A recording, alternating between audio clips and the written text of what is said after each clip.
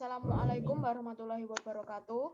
Yang terhormat Bapak Muhammad Syaiful Fajar, SPD MKom, selaku dosen mata kuliah jaringan komputer, serta teman-teman sekalian yang berbahagia.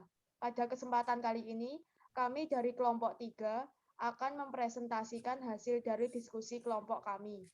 Sebelumnya, perkenalkan saya Rosnalia Wahyu Agustin dengan NIM 213307026. Saya Ridwan Kurnia Wicaksono dengan NIM 213307024.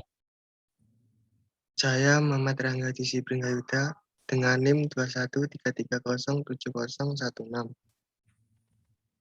Saya Muhammad Akram Iktisam dengan NIM 213307018.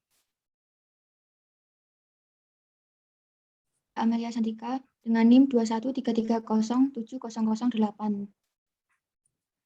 Saya Nazira Nualiza dengan NIM 213307021.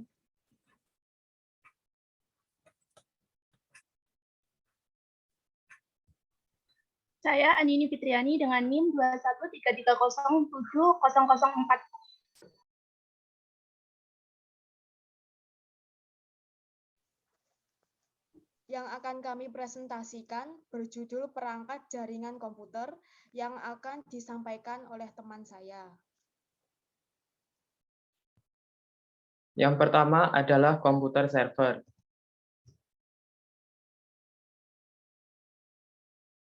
Komputer server adalah sebuah perangkat komputer yang memiliki resource atau spesifikasi yang tinggi yang ditugaskan sebagai pusat atau induk dalam sebuah jaringan komputer yang berfungsi untuk melayani komputer-komputer klien yang terdapat pada jaringan.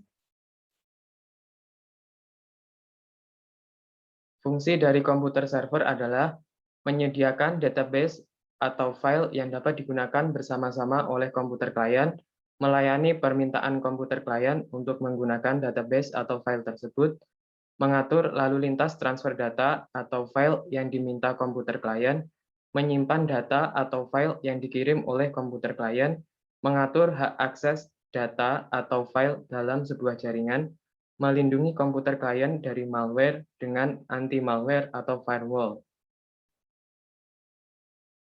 Materi selanjutnya akan dibawakan oleh teman saya. Jenis komputer server berdasarkan fungsinya. 1. Server aplikasi. Merupakan jenis server yang digunakan untuk menyimpan file dan data untuk melayani user aplikasi berbasis web. Kedua, database server. Sebuah program komputer yang menyediakan layanan data untuk disalurkan ke komputer atau program komputer lainnya dengan menggunakan model client server. 3. Mail server. Merupakan perangkat komputer yang memiliki fungsi untuk memfasilitasi pengiriman dan penerimaan email. 4. Web server. Sebuah komputer server yang digunakan untuk menunjukkan halaman dan menjalankan aplikasi dalam web browser. 5. File server merupakan komputer terpasang ke jaringan yang bertujuan untuk mengakses lokasi berbagai penyimpanan file komputer atau disk. 6. Proxy server, sebuah sistem yang bekerja sebagai perantara jaringan, misalnya ketika mengakses sebuah halaman website, proxy yang akan melakukan permintaan dan penerimaan informasi dari website tersebut ke perangkat yang digunakan. 7. VPS server atau Virtual Private Server adalah sebuah tipe server yang menggunakan teknologi virtualisasi untuk membagi hardware server fisik menjadi beberapa server virtual yang dihosting di infrastruktur fisik yang sama. Kemudian yang terakhir, cloud server. Cloud server memanfaatkan media internet sebagai pusat server untuk pengelolaan data sehingga data-data yang diperlukan dapat dengan mudah diakses dan tidak perlu lagi menyimpan data melalui alat penyimpanan seperti flash disk, hard disk, CD maupun DVD. Baik, materi selanjutnya akan dibawakan oleh teman saya, yaitu Muhammad Rangga. Baik, spesifikasi komputer server berdasarkan hardware.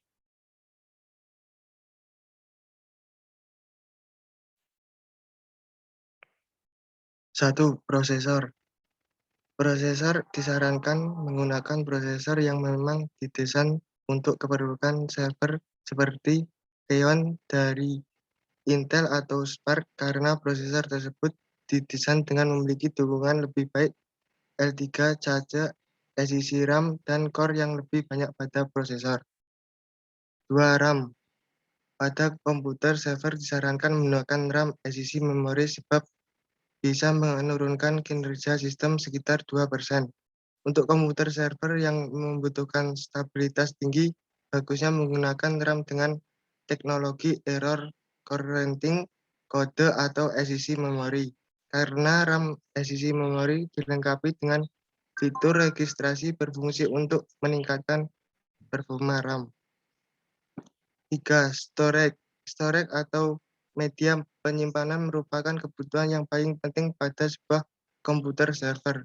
Fungsi yang paling utama dari sebuah komputer server adalah sebagai media penyimpanan data, misalnya jumlah slot yang banyak untuk HDD dengan fitur hot swap untuk hard disk tersebut, sehingga ketika terjadi masalah dapat terhindar dari data yang korup pada storage. 4. Koneksivitas. Koneksivitas pada komputer server juga sangat penting karena akan terhubung dengan klien pada jaringan, sehingga sebuah komputer server harus memiliki berbagai jenis koneksi. 5. Power supply. Power supply sebuah komputer server disarankan menggunakan yang memiliki fitur hot swap reduced power supply. Pengertian power supply suatu alat listrik yang dapat menyediakan energi listrik untuk perangkat listrik ataupun elektronika lainnya. Pada dasarnya power supply atau satu daya ini memerlukan sumber energi listrik yang kemudian mengubahnya menjadi energi listrik yang dibutuhkan oleh perangkat elektronika lainnya. 6. Cooling system. Cooling system pada komputer server juga harus memiliki kualitas yang bagus dengan dilengkapi pendingin karena komputer server akan hidup dalam 24 jam sehari, 7 hari seminggu, dan 365 hari dalam setahun. 7. Software. Software pada komputer server juga harus dipilih sesuai dengan fungsi dan jenis komputer server. Software dari komputer server ini terdiri dari operasi server dan aplikasi pendukung fungsi dan komputer server. Mulai dari mengendalikan aktivitas di jaringan seperti settingan jaringan, menata trafik, menjaga keamanan data, menyediakan fungsi dasar komputer agar dapat dioperasikannya, misalkan ketersediaan sistem operasi dan sistem pendukung komputer. Materi selanjutnya disampaikan oleh teman saya, Nasira Nurhalisa. Terima kasih, Rangga. Selanjutnya, saya akan melanjutkan materinya, yaitu tentang router.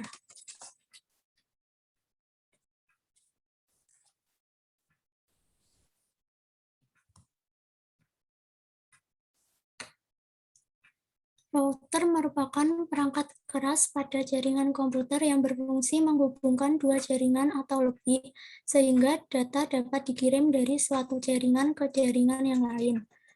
Cara kerja router dengan merutekan paket atau data informasi yang disebut routing, sehingga router akan mengetahui dengan jelas apakah perjalanannya berada pada jaringan yang sama atau tidak.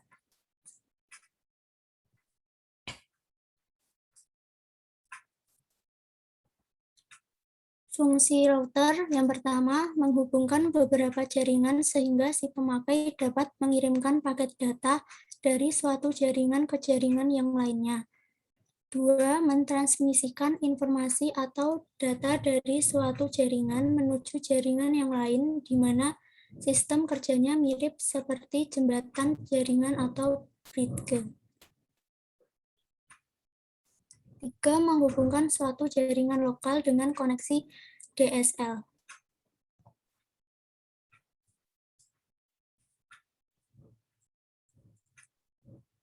Jenis router berdasarkan pengaplikasiannya. Yang pertama, router aplikasi, yaitu suatu aplikasi yang dapat diinstal oleh user pada sistem operasi komputer sehingga sistem operasi komputer tersebut dapat bekerja layaknya router. Yang kedua, router hardware, yaitu hardware yang mempunyai kemampuan seperti router. Hardware ini dapat digunakan untuk membagi alamat IP dan membagi jaringan internet di suatu wilayah. Yang ketiga, router PC, yaitu suatu komputer dengan spesifikasi tinggi yang dimodifikasi sehingga dapat berfungsi sebagai router. Selanjutnya, jenis router berdasarkan mekanismenya. Yang pertama, router statis, yaitu router untuk melakukan proses routing dari suatu jaringan di mana prosesnya dilakukan secara manual oleh seorang administrator. Yang kedua, router dinamis, router yang dapat melakukan proses routing dapat berjalan secara otomatis dan dinamis setelah melalui pengaturan oleh seorang administrator jaringan. Yang ketiga, router wireless, router yang dapat bekerja tanpa menggunakan kabel karena hanya mengandalkan media udara untuk mengirimkan paket data.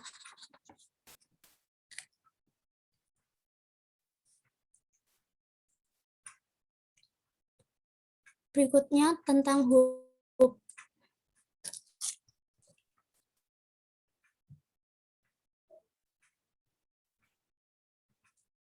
Hub merupakan perangkat keras yang sangat penting dalam jaringan komputer.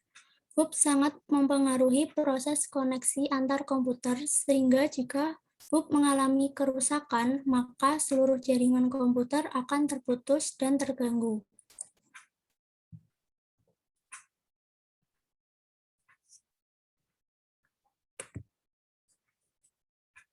Fungsi hub yang pertama menerima sinyal dari satu komputer dan mentransmisikannya ke komputer yang lain. Yang kedua, hub sebagai penghubung antar komputer sehingga membentuk suatu jaringan pada topologi star. Yang ketiga, hub digunakan untuk sebuah bentuk jaringan yang sederhana dengan menyambungkan beberapa komputer di satu grup IP lokal.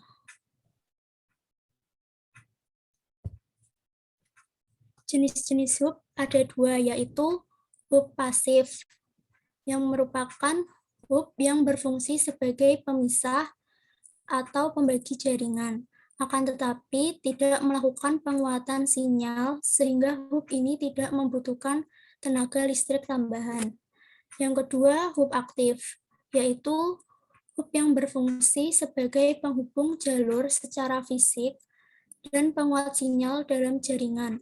Akan tetapi, hub aktif membutuhkan tenaga listrik tambahan untuk bisa bekerja.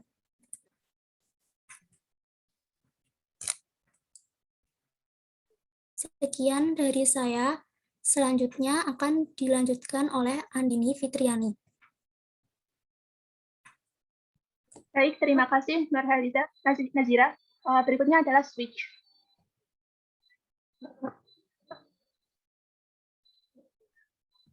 Pengertian dari switch adalah komponen jaringan komputer yang berfungsi menghubungkan beberapa perangkat komputer agar dapat melakukan pertukaran, baik itu menerima, memproses, serta meneruskan data menuju perangkat lainnya. Berbeda dengan hub, switch bekerja secara terarah, lebih efisien, dan langsung menyasar pada alamat yang dituju untuk pertukaran, memproses, maupun mengirim data. Selain itu, switch juga mampu mendeteksi tujuan data untuk mencegah adanya tabrakan ketika data dikirim. Jenis-jenis switch. Yang pertama adalah unmanaged switch. Unmanaged switch mempunyai fungsi utama sebagai pengelola aliran data antara printer dan beberapa komputer serta antar perangkat lainnya. Yang kedua adalah managed switch. Mempunyai kelebihan adanya user interface dibandingkan jenis switch lainnya. Dengan kelebihan tersebut, maka dapat memudahkan penggunanya ketika mengkonfigurasi switch. Yang ketiga adalah smart switch. Smart switch merupakan mempunyai kelebihan berupa kemampuan pengaturan otomatis dan bisa diubah sesuai kebutuhan jaringan komputer. Yang keempat adalah enterprise managed. Adalah switch yang dipakai oleh perusahaan besar sehingga membutuhkan jaringan sebagai pemonitor sekaligus mengkonfigurasi. Hal ini disebabkan oleh konsep topologi jaringan yang lebih kompleks dibandingkan jenis lainnya.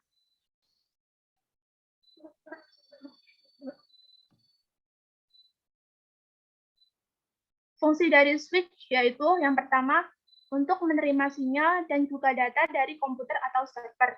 Yang kedua, mentransmisikan data dari server atau host ke dalam jaringan dan kepada klien. Yang ketiga, memperkuat sinyal yang ditransmisikan dari server atau host menuju klien. Selanjutnya, untuk mengatur dan juga membatasi jumlah paket data yang ditransmisikan kepada klien.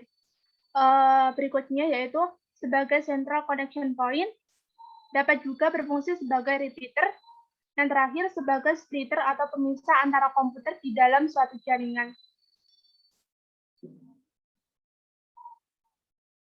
Tujuan menggunakan switch adalah mengurangi beban kerja di masing-masing PC host, membantu meningkatkan kinerja pada jaringan, memperkecil benturan frame pada jaringan, dan terakhir dapat dihubungkan secara langsung dengan workstation.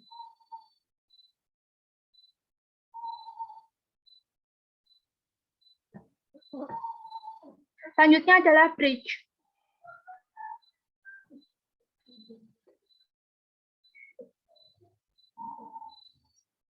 Pengertian dari bridge adalah alat yang dapat dihubungkan jaringan komputer dengan jaringan LAN yang lain. Bridge dapat menghubungkan tipe jaringan komputer berbeda-beda seperti Ethernet atau Fast Ethernet, ataupun tipe jaringan yang serupa atau sama. Bridge bekerja pada data link layer model OSI atau Open System Interconnection.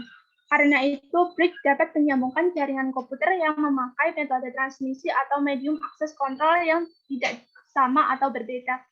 Bridge dapat mempelajari alamat link yang ada pada setiap perangkat yang terhubung dengannya serta mengatur alur frame berdasarkan alamat tersebut.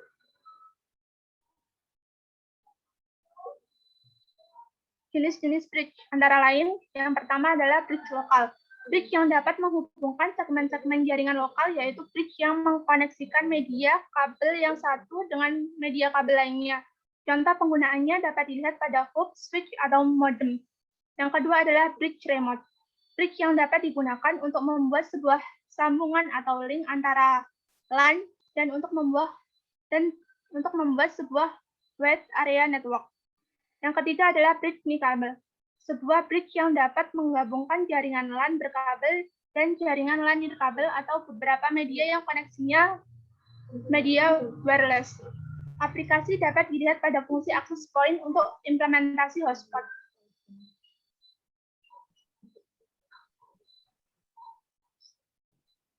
Fungsi dan keunggulan bridge. Yang pertama, memecah jaringan LAN yang besar menjadi jaringan-jaringan kecil untuk gedung atau ruangan tertentu. Menghemat biaya operasional, hanya membutuhkan satu server saja untuk banyak gedung dalam jangkauan yang luas. Dapat digunakan untuk memecah jaringan LAN hingga keluar pulau. Menjaga keamanan data dari suatu organisasi, mempermudah proses monitoring pada suatu jaringan yang lebih kecil. Materi selanjutnya akan disampaikan oleh Dea Amelia. Terima kasih, Andin. Materi berikutnya yaitu access point.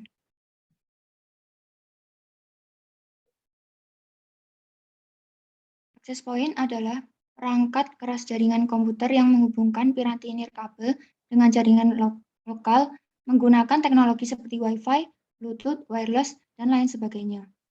Access point juga sering disebut dengan Wireless Local Area Network atau WLAN. Komponen yang memiliki access point adalah antena dan transceiver.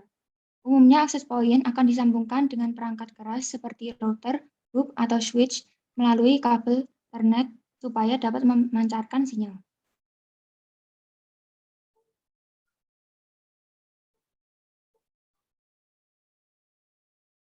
Fungsi access point yang pertama, satu, sebagai pemancar sinyal internet.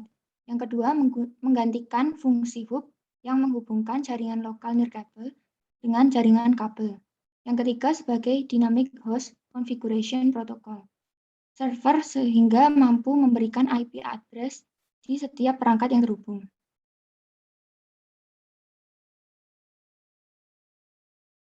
Materi selanjutnya adalah NIC atau Ethernet card. NIC adalah peralatan elektronik yang dibuat di sebuah papan PCB dan melaksanakan sebuah konversi sinyal sehingga sebuah workstation tersebut dapat mengirim serta juga menerima data dalam jaringan. NIC berbentuk kartu jaringan yang dipasang pada slot ekspansi pada komputer.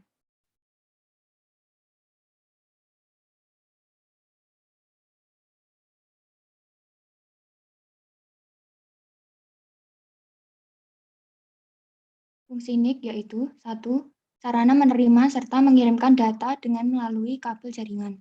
Yang kedua, sebagai sarana transfer data ke komputer lain dengan terlebih dahulu mempersiapkan data dari komputer supaya dapat dilewatkan ke media penghubung.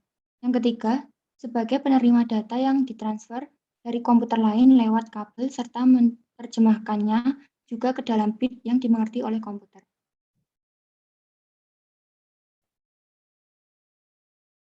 Materi selanjutnya akan disampaikan oleh Rosnalia.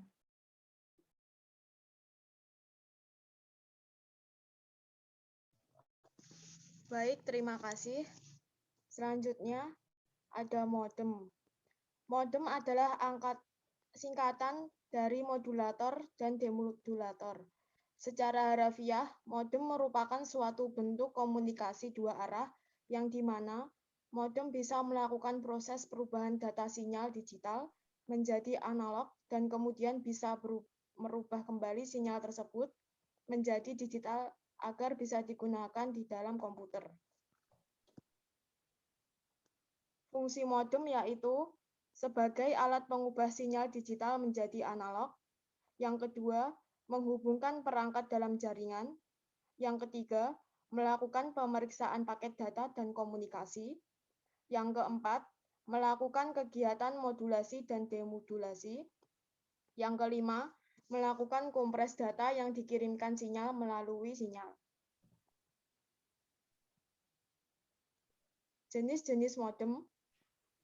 Yang pertama, modem eksternal. Digunakan untuk mengubah sinyal digital berupa data yang berasal dari komputer ke sinyal analog. Yang kedua, ada modem internal. Data yang diubah menjadi sinyal analog akan diubah kembali menjadi sinyal digital oleh modem internal dan langsung dikirimkan ke komputer. Yang ketiga, modem ISDN merupakan perangkat sistem telekomunikasi yang terdapat dalam layanan berupa data, suara, atau gambar yang dipadukan ke dalam suatu jaringan yang menyediakan konektivitas digital dan ujung ke ujung demi menunjang ruang lingkup pelayanan yang luas.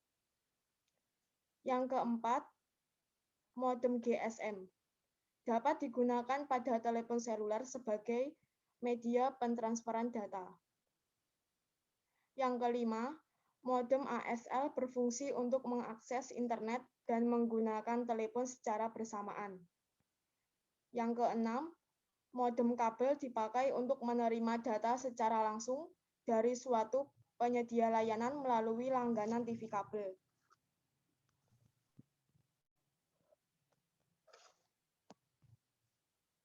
Selanjutnya, ada repeater.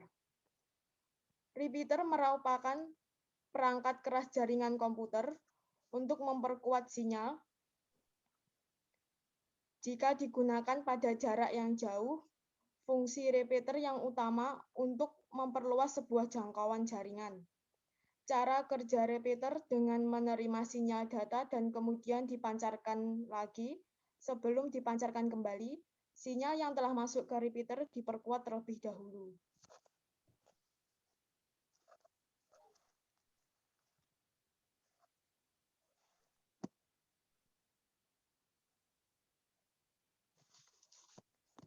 Sekian presentasi dari kelompok kami.